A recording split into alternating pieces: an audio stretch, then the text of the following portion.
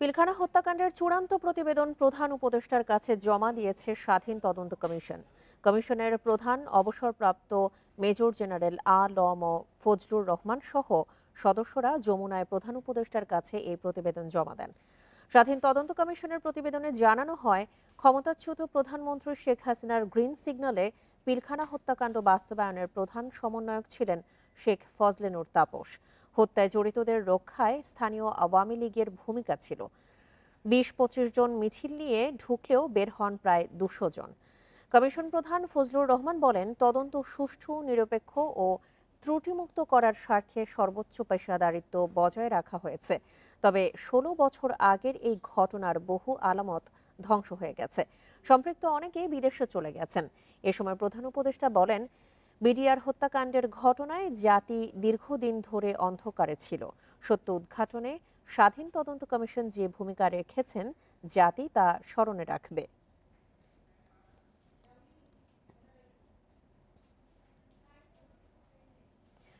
পিলখানা হত্যাকাণ্ডের বিষয়ে আরো খবর জানাতে বার্তা কক্ষ থেকে আমাদের সঙ্গে যোগ দিচ্ছেন সহকর্মী জাহিদুল বাশার। বাশার, বিগত সরকারের সময়ই তো এই ঘটনার তদন্ত হয়েছিল। আবারও স্বাধীন তদন্ত কমিশনের চূড়ান্ত প্রতিবেদনে কি কি বিষয় আসলে উঠে এসেছে, বিস্তারিত জানাবেন। তমা দেখুন, এটি বাংলাদেশের ইতিহাসে অত্যন্ত বড় ঘটনা এবং গুরুত্বপূর্ণ ঘটনা। আপনি প্রধান উপদেষ্টার কোট করে কিছুটা বলছিলেন। তিনি বলেছেন কিন্তু যে এই ভয়াবহতম ঘটনার বিষয়ে জাতি অনেকটা অন্ধকারে ছিল, অনেক প্রশ্নের উত্তর মিলেছে।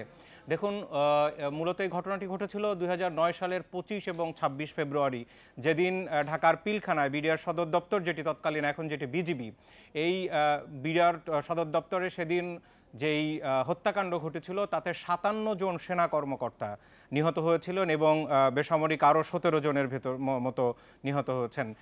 এই ঘটনায় তখন সারা বিশ্বকে কিন্তু নাড়া দিয়েছিল, কারণ একসাথে আমরা দেখেছি যে কোনো যুদ্ধ এতজন সেনা অফিসারকে, এতজন সামরিক কর্মকর্তাকে কোনো দেশ হারায়নি ১-২ দিনের মধ্যে। কিন্তু সেটি এই বিডিআর বিদ্রোহের সময়, সে সময় পিলখানায় ঘটেছিল। এ নিয়ে অনেক ঘটনা ঘটে গেছে। আপনি বলছিলেন যে এর আগে তদন্তের প্রক্রিয়া চলেছে বা সেরকম চেষ্টা করা হয়েছে।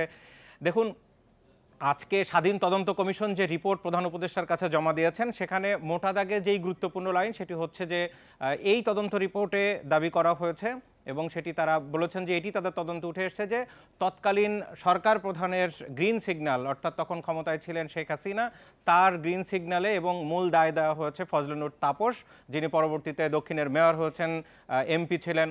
তো তিনি আসলে মূল এটির মাস্টার মাইন্ড হিসেবে কাজ করেছেন বলে এই রিপোর্টে দাবি করা হয়েছে। দেখুন, এখানে বলা হয়েছে যে যেই বিদ্রোহের সময় বা এই হত্যাকাণ্ডের সময় সেখানে পিলখানার ভিতরে আওয়ামী লীগের ২০-২৫ জনের একটা দল কিন্তু মিছিল নিয়ে ঢুকেছিল এবং তারা পরবর্তীতে বেরিয়েছে এবং সেখানে আরও কয়েকশো লোক যোগ দিয়েছে। এই বিষয়টিও কিন্তু এই রিপোর্টের মধ্যে এসছে। এই রিপোর্টে আরও আছে যে তৎকালীন সরকার প্রধানের গ্রিন সিগন্যালের কথা বলা হয়েছে, একই সাথে বলা হয়েছে যে তৎকালীন সেনা প্রধানও এই দায় এড়াতে পারেন না। দেখুন, এই তদন্ত রিপোর্টটি যারা করেছেন, অর্থাৎ এই তদন্ত প্রক্রিয়ায় যারা জড়িত ছিলেন ৭ সদস্যের, তার মধ্যে ৩ জনই কিন্তু সিনিয়র সামরিক কর্মকর্তা রয়েছেন, একই সাথে ঢাকা বিশ্ববিদ্যালয়ের শিক্ষকরা রয়েছেন, অন্যান্য বিশ্ববিদ্যালয়ের শিক্ষকরা রয়েছেন এবং দীর্ঘদিন ধরে তারা এই কাজটি করেছেন। কিন্তু এখানে একটা বড় চ্যালেঞ্জ ছিল। দেখুন, ১৫-১৬ বছর আগের সেই ঘটনার অনেক আলামত নষ্ট হয়ে গেছেন। অনেক যারা এর সাথে সাক্ষী ছিলেন তারাও অনেক ঘটনা কিন্তু তারা যা জানেন পুরোটা বলেছেন। কিন্তু এই যে সেই সময়কার যেই বিষয়টি, সেই যে চ্যালেঞ্জগুলো এতদিন আগের, সেই বিষয়গুলো কিন্তু এই রিপোর্ট আজকে জমা দেওয়ার সময় সেখানে যারা তদন্তের সাথে ছিলেন তারা সেটি বলেছেন।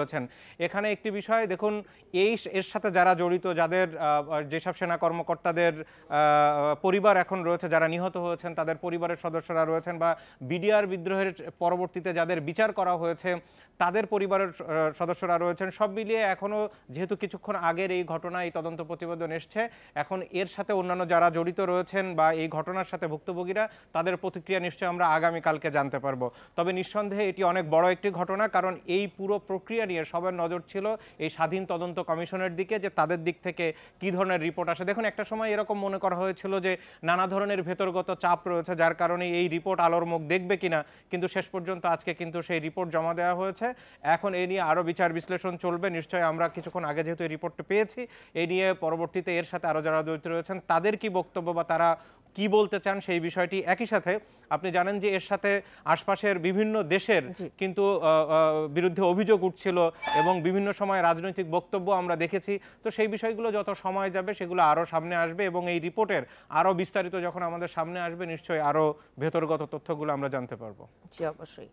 পিলখানা হত্যাকাণ্ডের চূড়ান্ত প্রতিবেদন প্রধান উপদেষ্টা ডক্টর মোহাম্মদ ইউনূসের কাছে জমা দিয়েছে স্বাধীন তদন্ত কমিশন। এ বিষয়ে বিস্তারিত তথ্য জানাচ্ছিলেন বার্তা কক্ষ থেকে আমাদের সহকর্মী জাহিদুল বাশার।